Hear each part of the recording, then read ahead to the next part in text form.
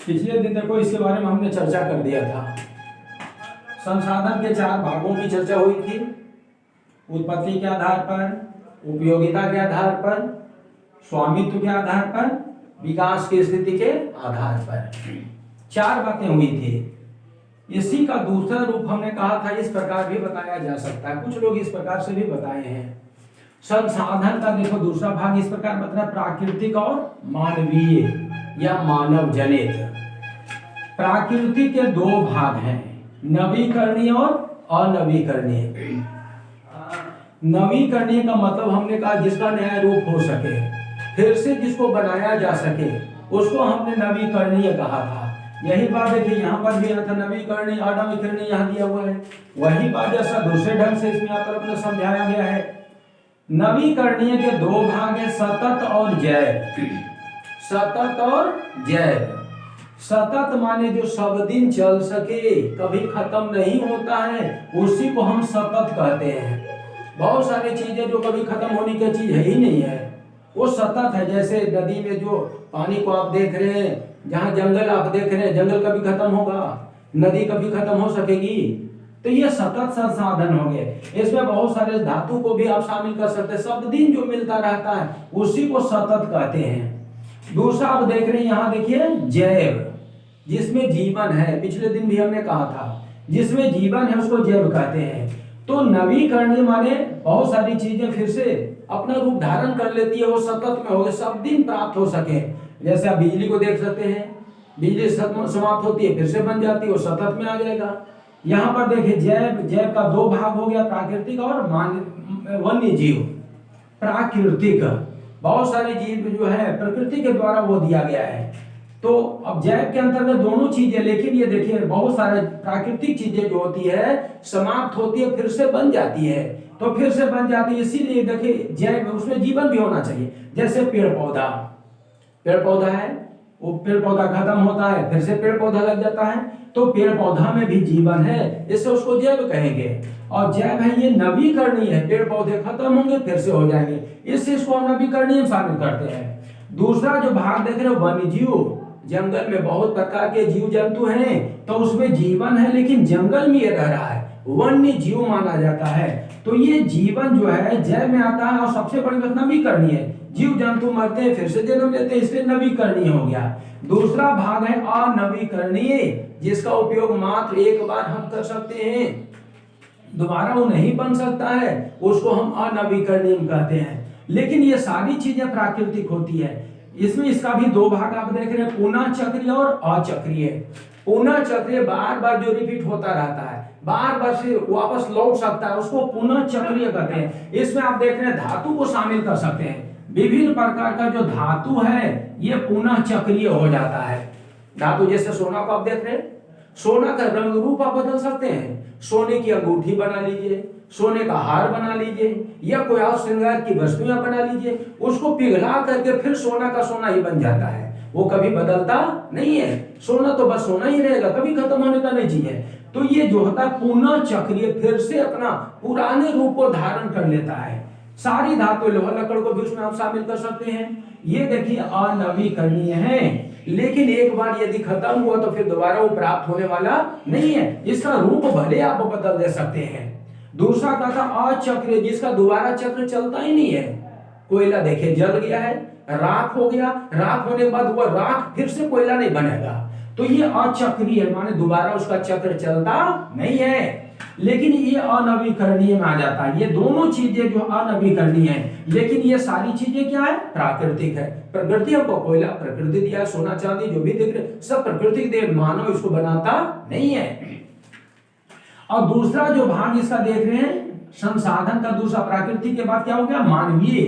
मानव के द्वारा निर्मित, मानव जो चीजें बनाता उसको हम मानवीय कहते हैं। और मानवीय का देखिए 2 भाग यहाँ दिया गया है।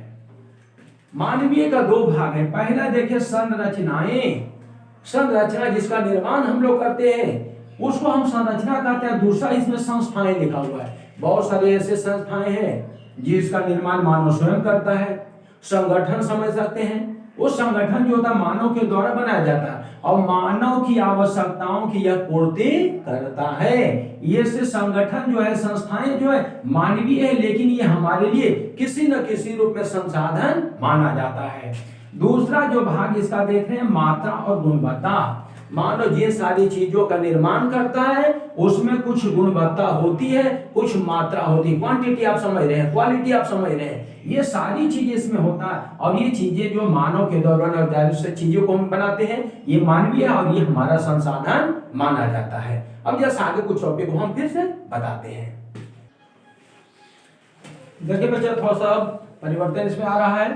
संसाधन के बारे में तो हमने बहुत कुछ बता दिया, संसाधन के रूपों की हमने चर्चा कर दिया।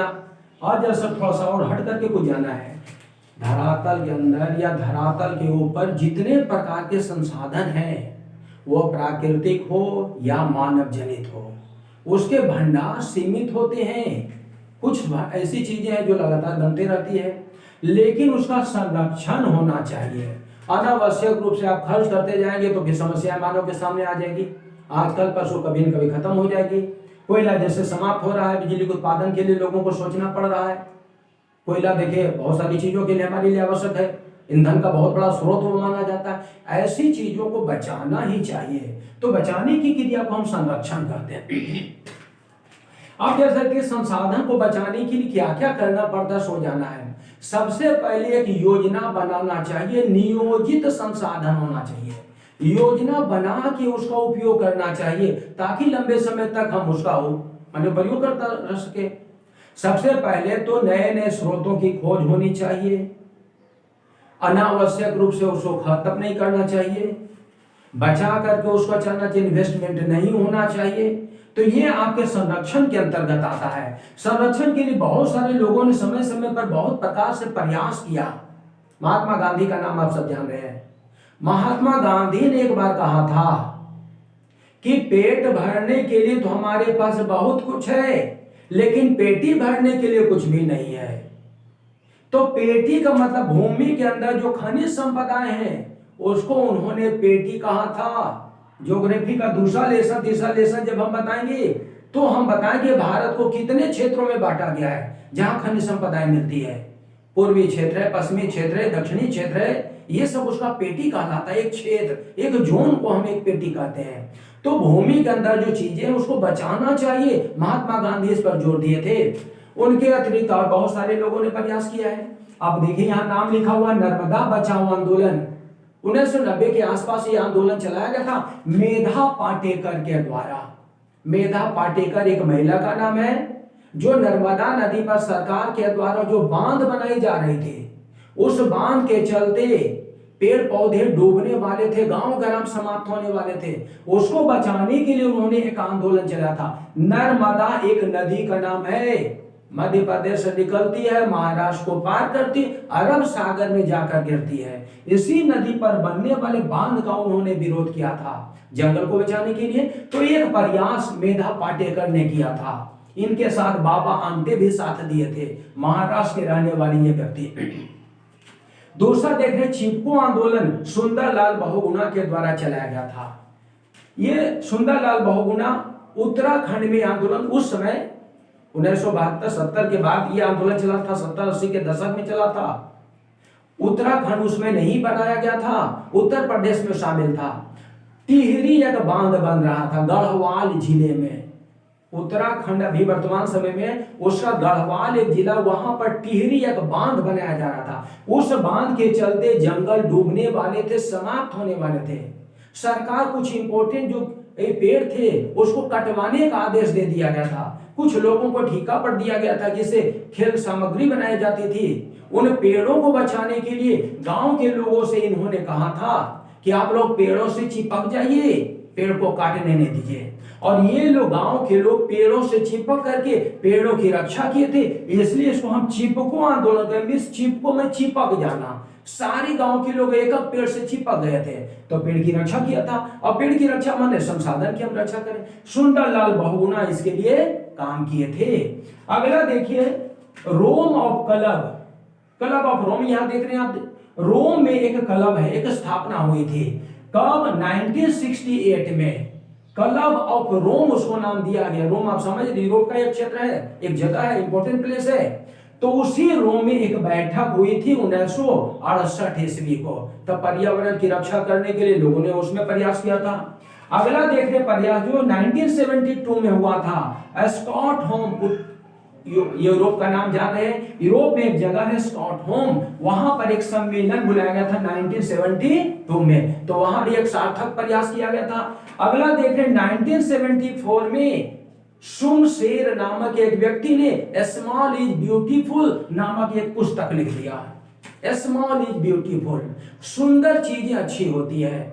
उनके कहने का मतलब था पृथ्वी जो है एक ग्रह है और पृथ्वी एक छोटा सा ग्रह के अंतर्गत आता है और छोटा ग्रह सबसे सुंदर ग्रह इसको माना जाता है। और पृथ्वी के जो चारों तरफ जो वातावरण है उसको बचाने की बात करें, इस सुंदरता को बचा के रखिए, मतलब पृथ्वी को बचाइए। इसके लिए इन्होंने प्रेरणा देने के लिए एक किताब लिखा था, स्मॉल इज ब्यूटीफुल। अगला देख रहे पृथ्वी सम्मेलन बुलाया गया। 3 पृथ्वी सम्मेलन की चर्चा आपकी किताब में हुई है। पहला पृथ्वी सम्मेलन, दूसरा और तीसरा पृथ्वी सम्मेलन हुआ था।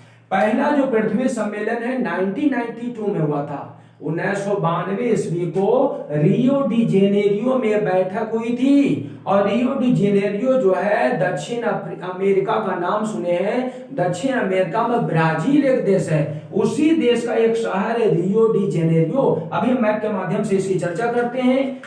178 कंट्री के लोग उसमें भाग लिए थे, इतने प्रतिनिधि उसमें शामिल हुए थे। इसमें बहुत प्रकार 21 प्रकार का एजेंडा उसमें शामिल किया था। उसको देखिए एजेंडा 21 भी कहते हैं। यहां देखिए लिखा हुआ है एजेंडा 21, माने 21 विषयों की चर्चा हुई थी। 21 प्रकार की चीजों पर लोगों ने अपनी सहमति दिया था, उसी के एजेंडा 21 कहते हैं। ये पहले पृथ्वी सम्मेलन रियो डी जेनेरियो में हुआ था, भी हम चर्चा करते हैं। दूसरा पृथ्वी सम्मेलन हुआ था 1979 को और ये हुआ न्यूयॉर्क, उत्तरी अमेरिका। समझ रहे, उत्तरी अमेरिका में यूएसए एक देश है जिसको हम संयुक्त राज्य अमेरिका कहते हैं, उसी का एक बहुत बढ़िया शहर है न्यूयॉर्क, सागर के किनारे है। यहीं पर बैठक हुई थी। लेकिन पहले पृथ्वी सम्मेलन के 5 साल के बाद ये हुआ है, इसलिए +5 इसको कहा जाता है। कभी कभी ऑब्जेक्टिव पूछा जाता है +5 सम्मेलन कब हुआ था, तो आपको जवाब देना 1997 में देना है। 1997 में दूसरा पृथ्वी सम्मेलन न्यूयॉर्क में बुलाया गया था, उत्तरी अमेरिका में पड़ जाता है। तीसरा पृथ्वी सम्मेलन 2002 को बुलाया गया था जोहान्सबर्ग में, दक्षिण अफ्रीका का एक शहर है जोहान्सबर्ग। यहां पर तीसरा सम्मेलन बुलाया गया था। तो पहले सम्मेलन के 10 साल के बाद बुलाया गया था, इसलिए इसको हम प्लस-10 भी कहते हैं। प्लस-10 सम्मेलन भी संक्षेप में लोग इसको कहते हैं। 2000 लोग इसमें शामिल हुए थे लगभग, यहां कहते हैं। उसके बाद ये तीसरी पृथ्वी सम्मेलन हमने कहा था, इसके बीच में देखिए एक स्पेशल बैठक हुई थी विशिष्ट मानी परियोजना के अंतर्गत। 1997 को जापान का एक शहर है क्योटो, बहुत ऊंचा शहर, बहुत ठंडक यहाँ होती है। इसी शहर में बैठक हुआ था, स्पेशल बैठक बुलाया गया था। इसमें 6 विषैली गैसों को प्रतिबंधित किया था। CO2 है, नाइट्रोजन ऑक्साइड हो जाता है, ये सब जो गैस CFC का नाम सुने हैं, क्लोरोफ्लोरोकार्बन कहते हैं, ये विषैली गैसें धरातल को नुकसान पहुंचाने वाली है। ऐसी गैसों पर रोक लगाने की बात कही गई थी। अब जैसे तीनों सम्मेलन की चर्चा जैसा हम कर दें, आपको समझ में नहीं आ रहा है कि ये कहां कहां कैसे कैसे ये है। जैसा छोटा सा मैप देखिए, डिजिटल बोर्ड तो नहीं है, इससे हल्का सा मैप के माध्यम से इसको समझाना चाह रहे हैं। जैसा शॉर्ट में ये देख लीजिए,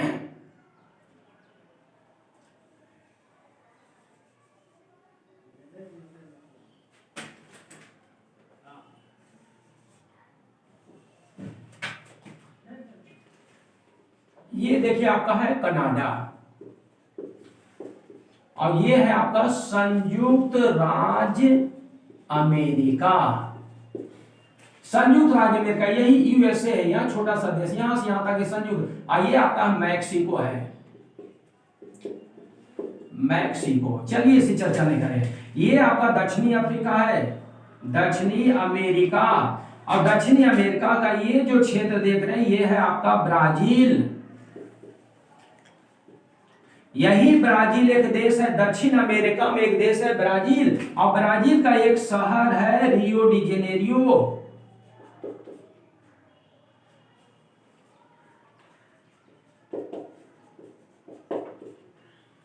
ये देखिए रियो डी जेनेरियो ब्राजील देश का नाम बता रहे हैं, दक्षिण अमेरिका में पड़ जाता है। यहीं पर पहला सम्मेलन हुआ था 1992 को। पहला पृथ्वी सम्मेलन कहां? ब्राजील में। ब्राजील का शहर है रियो डी जेनेरियो।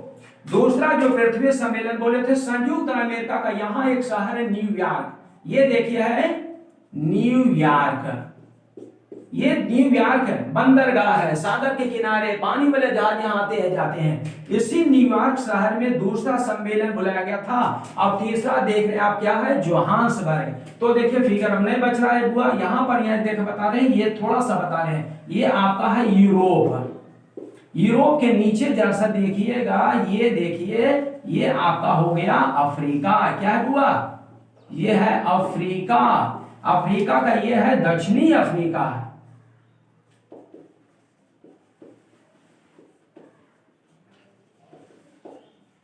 दक्षिणी अफ्रीका में यहां पर एक शहर है जोहान्सबर्ग।